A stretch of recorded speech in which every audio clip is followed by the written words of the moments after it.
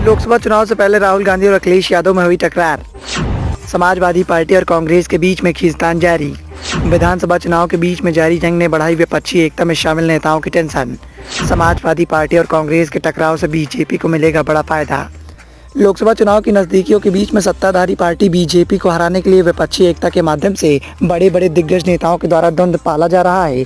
लेकिन इसी बीच में कांग्रेस और समाजवादी पार्टी के बीच में कुछ भी ठीक नहीं चल रहा है। राहुल गांधी और अखिलेश यादव में लगातार तकरार का माहौल देखने को मिल रहा है और तकरार का माहौल विधानसभा चुनाव के दौरान भी देखने को मिल रहा है। मध्य प्रदेश में विधानसभा चुनाव के दौरान भी समाजवादी पार्टी के मुखिया अखिलेश यादव और राहुल गांधी के बीच में सियासी खींचतान देखने को मिल रही है, जिससे कि विपक्षी एकता में शामिल दिग्गज नेताओं की बेचैनी बढ़ी हुई है, क्योंकि विपक्षी गठबंधन इंडिया में शामिल नेताओं को भी इस बात का एहसास है कि कांग्रेस और समाजवादी पार्टी की तकरार से बीजेपी को बड़ा फायदा हो सकता है। समाजवादी पार्टी के अध्यक्ष अखिलेश यादव की नाराजगी कांग्रेस के प्रति केवल 3-4 वोटों की नहीं है, बल्कि इस तल्खी की और भी वजह हैं। कांग्रेस के द्वारा मुस्लिम वोट बैंक को साधने की कोशिश की जा रही है। साथ ही ओबीसी में सेंधमारी करने के साथ साथ दलित की ओर भी कांग्रेस का निशाना है। ऐसे में समाजवादी पार्टी को इस बात का खतरा महसूस हो रहा है कि यदि कांग्रेस ऐसी नीति का इस्तेमाल करेगी तो फिर समाजवादी पार्टी का वोट बैंक पूरी तरह से उसकी तरफ से खिसक जाएगा। दोनों इस तकरार के पीछे उनकी आशंकाएं भी हैं कि मुस्लिम वोट बैंक को कौन बेहतर तरीके से आत्मसात करेगा। ऐसे में इसे लेकर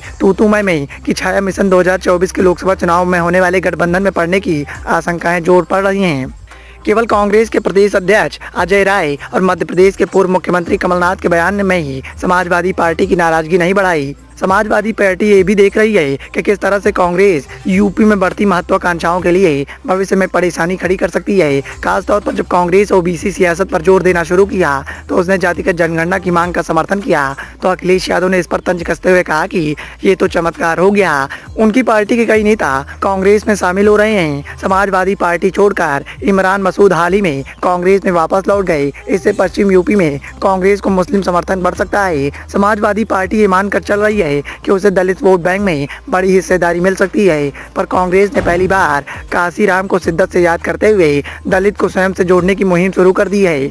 बसपा के उदय से पहले दलित कांग्रेस के साथ ही हुआ करते थे। इस तरह ओबीसी, दलित व मुस्लिम को साधने की कांग्रेस की मुहिम ने समाजवादी पार्टी को बड़ा झटका दे दिया है, जिसकी वजह से समाजवादी पार्टी का पीडीए प्लान पूरी तरह से ध्वस्त होता हुआ दिखाई दे रहा है। ऐसे में समाजवादी पार्टी के मुखिया अखिलेश यादव टेंशन में दिखाई दे रहे हैं, क्योंकि अखिलेश यादव को इस बात का एहसास है कि यदि कांग्रेस अपनी रणनीति में सफल हो जाती है तो फिर समाजवादी पार्टी का लोकसभा चुनाव में बंटाधार हो जाएगा, क्योंकि समाजवादी पार्टी की पीडीए की नीति पूरी तरह से ध्वस्त हो जाएगी। अखिलेश यादव ने यूपी में लोकसभा चुनाव के लिए कांग्रेस से गठबंधन की गुंजाइश बनाए रखी है और गेंद कांग्रेस के पाले में डाल रखी है। अब ये तय होना बाकी है कि समाजवादी पार्टी ने कांग्रेस के 2009 के फार्मूले के आधार पर 22 सीटों के दावे को मानेगी। समाजवादी पार्टी अब कांग्रेस को 10 से ज्यादा सीटें नहीं देगी अगर गठबंधन नहीं भी होता है, लेकिन समाजवादी पार्टी और कांग्रेस की तकरार के चलते बीजेपी को बड़ा फायदा हो सकता है। यही कारण है कि राहुल गांधी और अखिलेश यादव की तकरार की वजह से विपक्षी गठबंधन में शामिल बड़े बड़े दिग्गज नेताओं की बेचैनी बढ़ी हुई दिखाई दे रही है। वहीं बड़े बड़े दिग्गज नेता टेंशन में दिखाई दे रहे हैं, क्योंकि नेताओं को इस बात का एहसास है कि अगर राहुल गांधी और अखिलेश यादव की नाराजगी ज़्यादा बढ़ जाएगी तो इसका सीधा सीधा फायदा बीजेपी को होगा और इसका बड़ा नुकसान विपक्षी गठबंधन इंडिया के खाते में चला जाएगा। Bureau report, the noise of India.